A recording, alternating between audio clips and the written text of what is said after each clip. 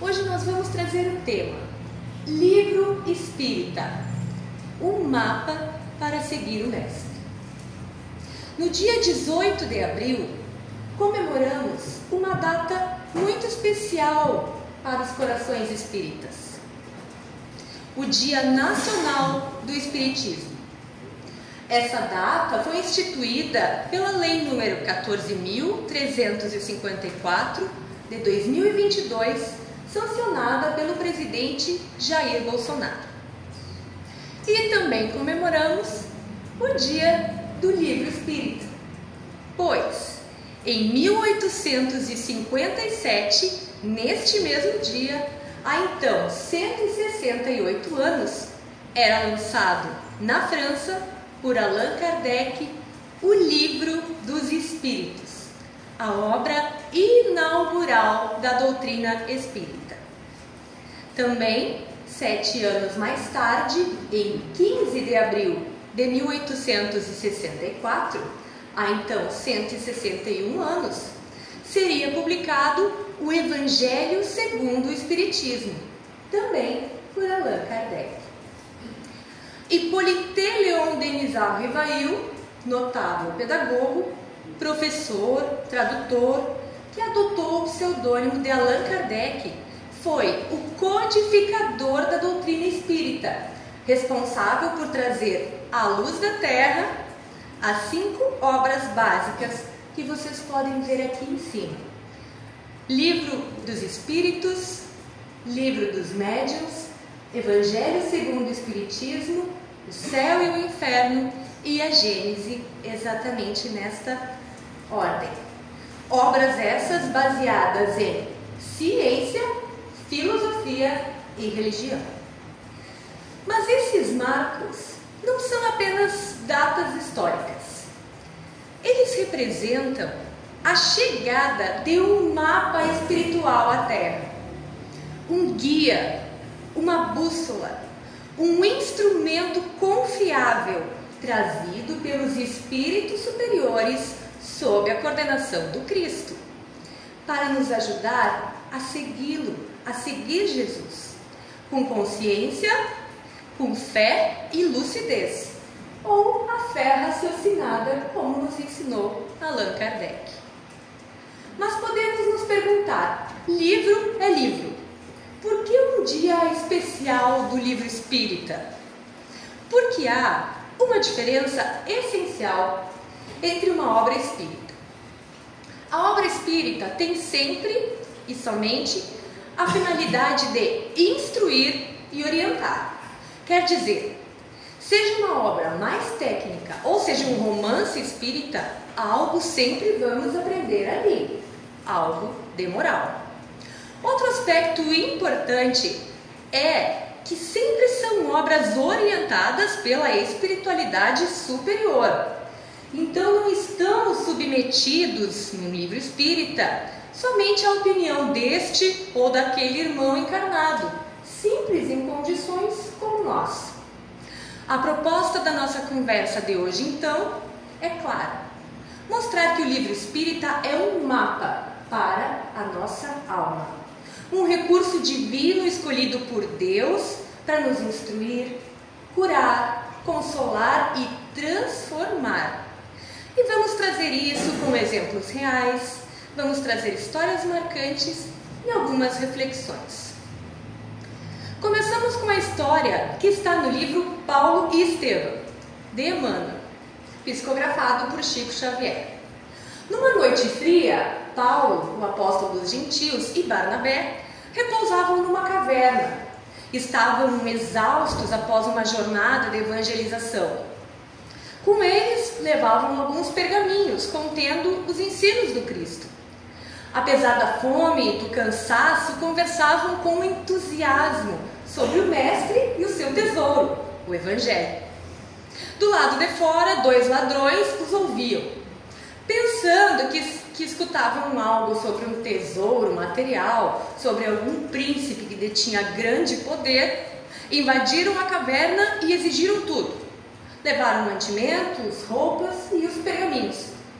Paulo, com toda a sua serenidade, disse àqueles homens: Esses pergaminhos contêm um mapa do tesouro. Se seguirem o que está escrito neles, encontrarão as riquezas eternas. Os ladrões foram embora decepcionados. E quantos de nós não fazemos o mesmo? Temos o Evangelho em casa, às vezes até mais de um exemplar, e não o abrimos. Ignoramos o mapa e seguimos perdidos, tropeçando sempre e sempre nas mesmas pedras. Um outro episódio é de um jovem gráfico que trabalhava numa gráfica em Paris, na França. E ele perde a sua esposa, muito jovem, de forma abrupta. Ele entra em colapso emocional, decide que ia acabar com a própria vida. Durante dias caminha pela cidade pensando no suicídio. Numa noite fria, vai à Ponte Marie, olha para o rio Sena e decide que vai pular. Mas ao apoiar a mão no parapeito da ponte, algo cai a seus pés. É um livro. Curioso, ele pega. É o Livro dos Espíritos. Na primeira página, lê uma dedicatória, escrita à mão. Este livro salvou minha vida. Leia com atenção. Tomado por um impulso, ele começa a ler ali mesmo. Procura um poste de luz e continua lendo madrugada dentro.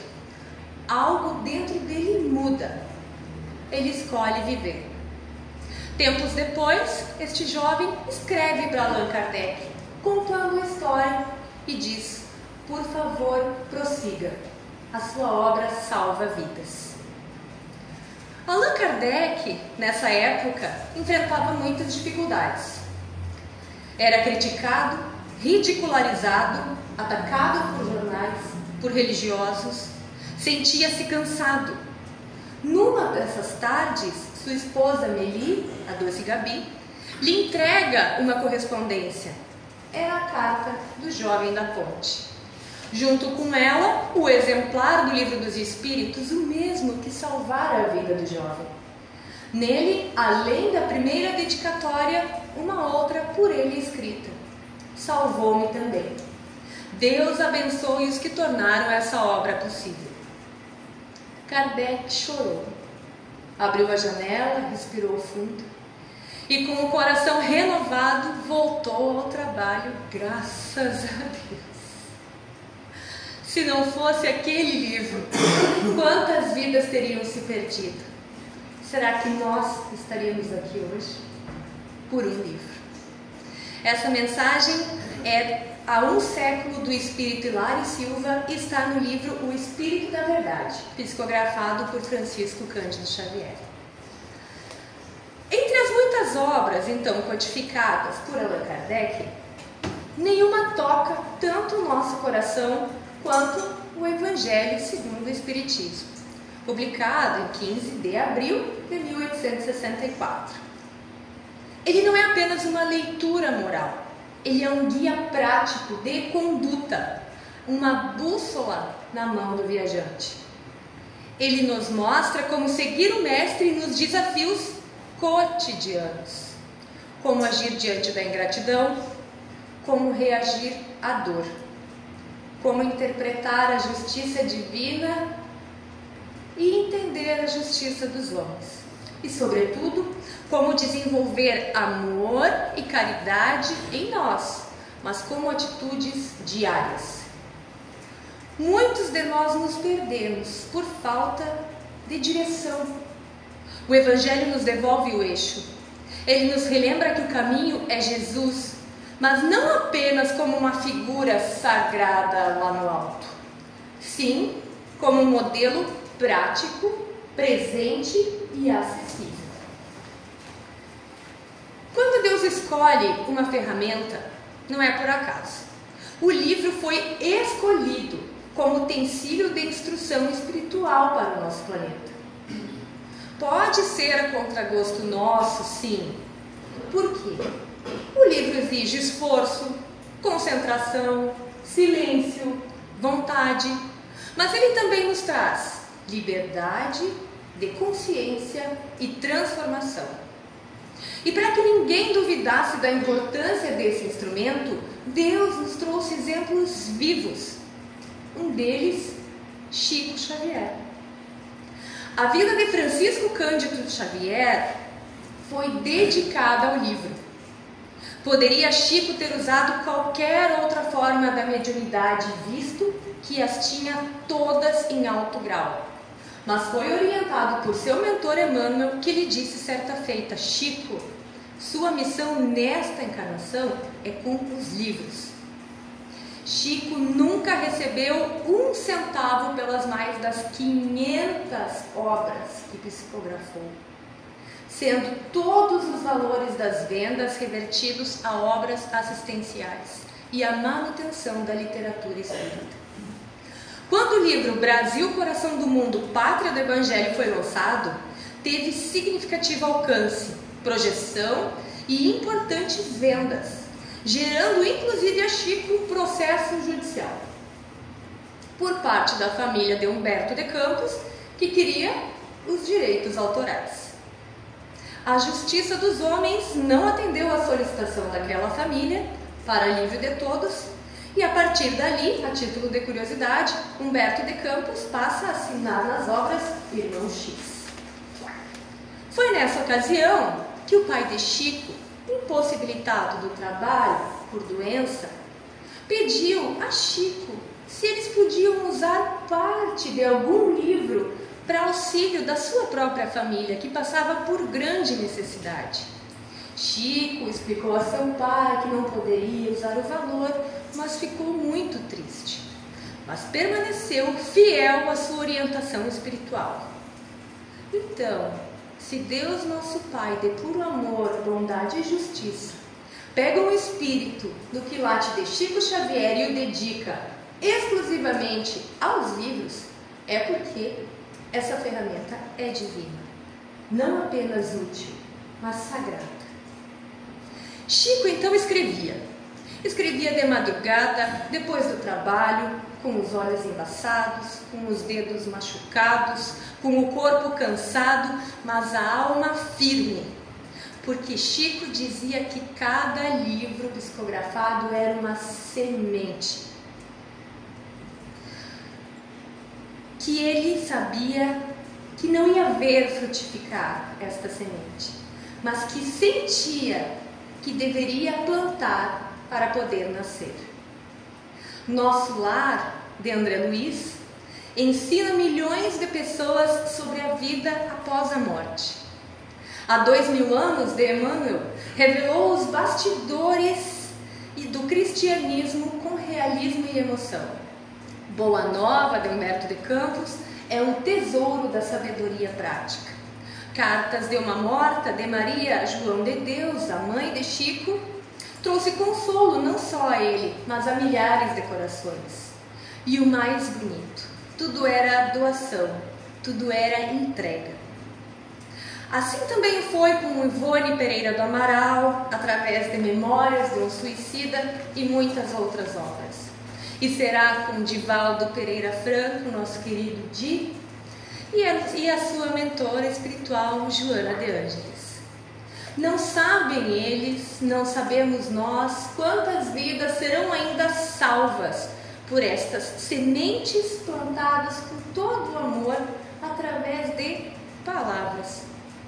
E através destes 3 nomes, Chico, Ivone e Divaldo, fica a nossa gratidão a todos os médiuns que doaram suas vidas à obra espírita através da sua mediunidade de psicografia.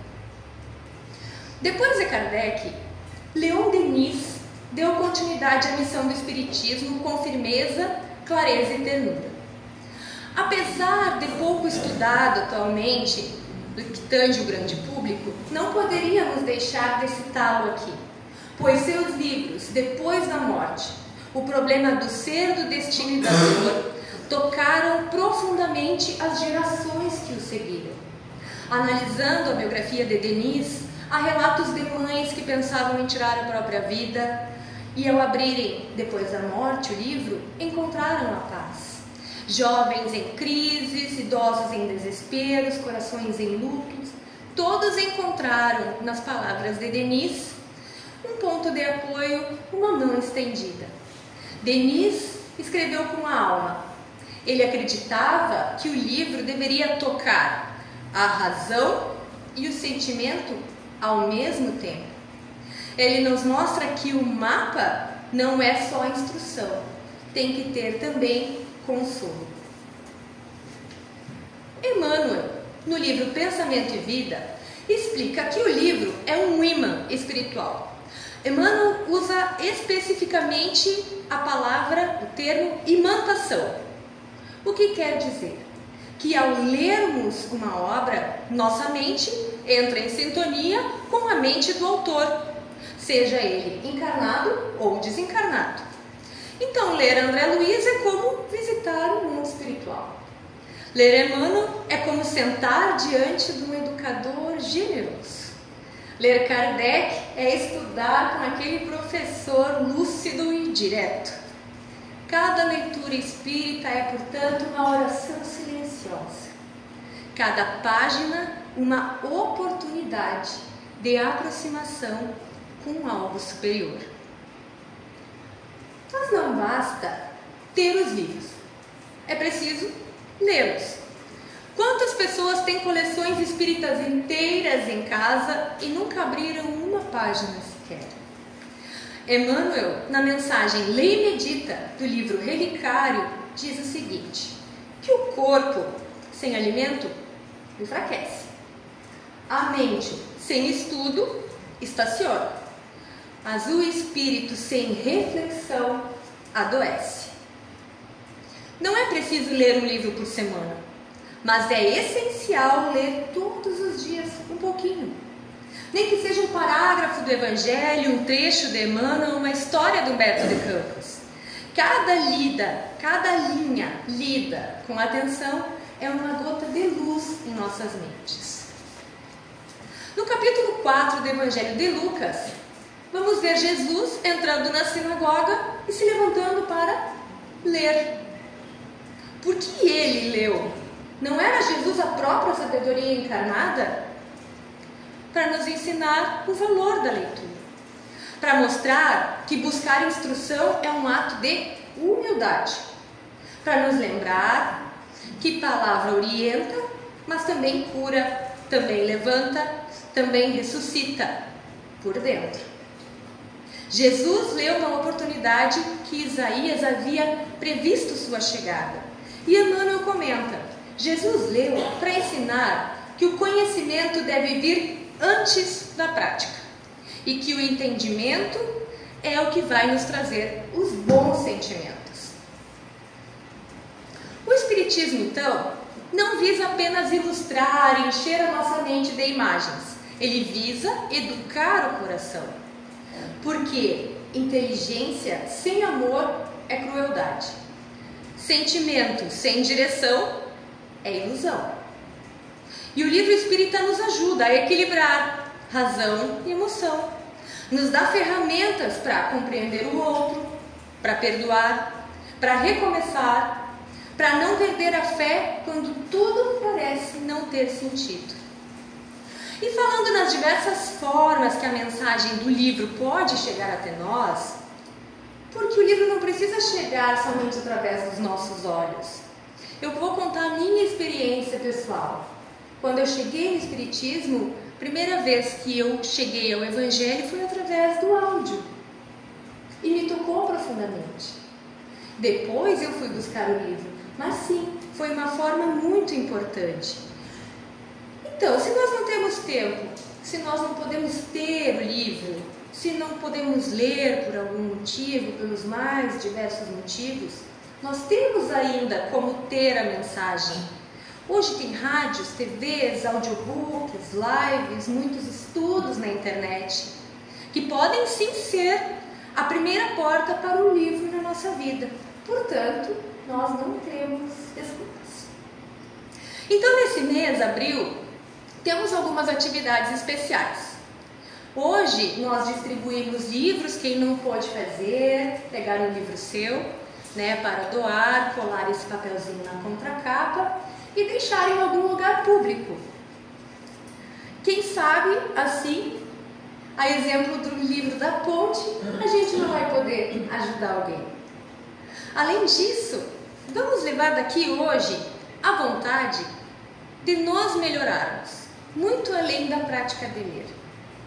Todos nós devemos ter pelo menos algum livro em casa. Quem sabe chegarmos e ao invés de ligar a TV para ver a novelinha e pegar esse livro, ao menos olhar, folhear, separar, nem que seja para doar, ler alguma página. Cada um há de ter em si uma tarefa para si mesmo, um compromisso seu com o livro. Não tem livros em casa? Não tem problema. Em anexo nós temos a nossa livraria. Além de livros novos e usados para venda, há também um sistema de empréstimos muito simples, muito acessível. O Marco, que é o nosso guardião dos livros, como a gente fala, pode explicar tudo para vocês depois da palestra. Não pode ler? Já falamos aqui. Liga numa rádio espírita, coloca um vídeo no YouTube, no TikTok, no Facebook, no Instagram. Pesquisa assim, Espiritismo e se deixa levar. Então, para finalizar, vamos recapitular. Se um livro salvou a vida daquele homem na ponte, se ele impediu um suicídio, se ele deu a Kardec, que era Kardec, forças para continuar, se ele foi o instrumento escolhido por Deus para iluminar a instrução na Terra, o que esse livro pode fazer por mim, por nós? A verdade é essa.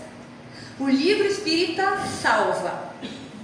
Salva da ignorância, do desespero, do orgulho, da solidão, da revolta. E ele salva da cegueira espiritual, tal qual salvou Paulo na estrada de Damasco. E se queremos encontrar Jesus, assim como Paulo encontrou, precisamos seguir o mapa. E o mapa está aqui, está ali, está no livro, esperando, chamando, amando. Então leia, medite, caminhe e viva. Siga o Mestre e leve o livro com você. Que assim seja.